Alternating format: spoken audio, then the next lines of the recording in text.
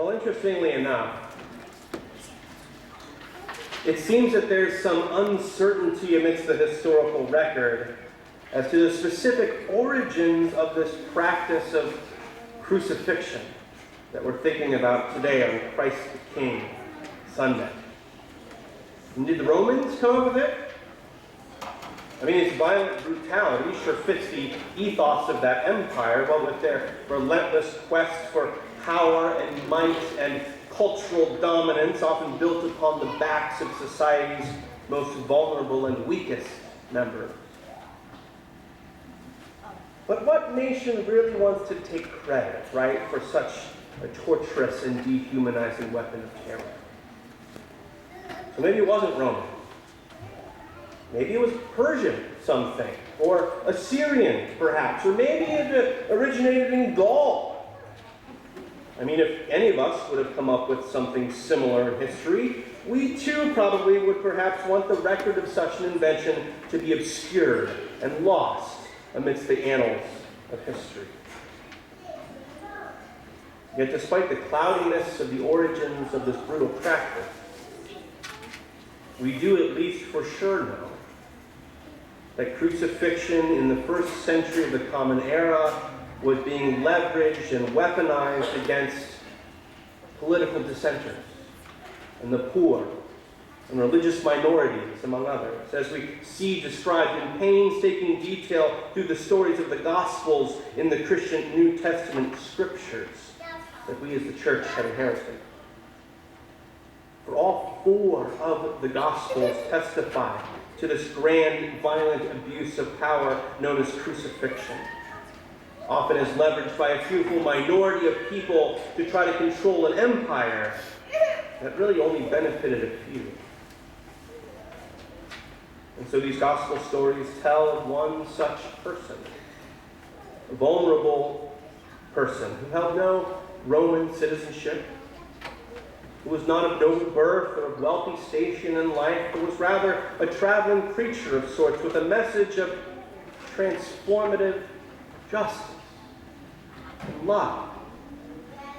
The stories tell of Jesus of Nazareth, of course, who was the one raised up on a crucifix right alongside other human examples of the society's so-called nobodies of the time, brutally embodied illustrations of what not to do lest you receive a similar fate.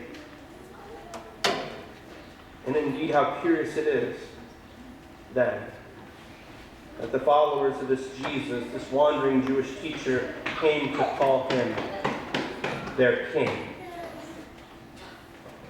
For usually the title of king or monarch or son of God was a title reserved for the great warriors who won the war, right? And who built their empires to be strong and mighty and unshakable, often on the backs of others.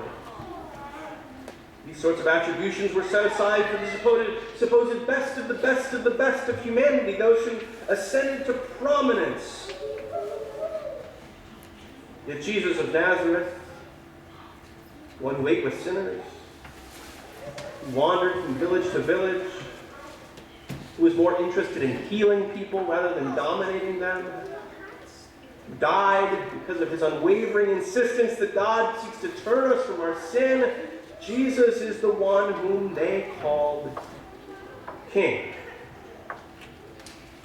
And his reign then continues in our world today through all that work that he started all those years ago, feeding humanity, healing what can be healed, accompanying us through pain and suffering and death.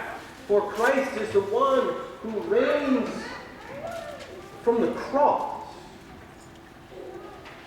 And this festival day then asks us to ponder what this might mean for us. Perhaps it means, as Jeremiah testifies to today, that God shows this world's shepherds, this world's leaders, how to seek true justice so that the people might be free from fear. And perhaps it means, as the psalmist reminds us, that God is indeed our refuge, our strength, our help in time of trouble. Again, quelling our fears when the earth itself is unsteady and when nations rage. Perhaps also, as the author of Colossians reminds us, that God grants us endurance, and patience, and forgiveness. For indeed, through Christ crucified, God is reconciling all things back to God's own self. Which indeed is the sort of good news we rest in on days like today, and that undergirds us to be God's people of the cross as we go. People who are part of this way of God making things right. For indeed, as Christ says to his companion on the cross next to him, today you will be with me in paradise. May God continue to bring that paradise here on earth sooner than later. Amen? Amen.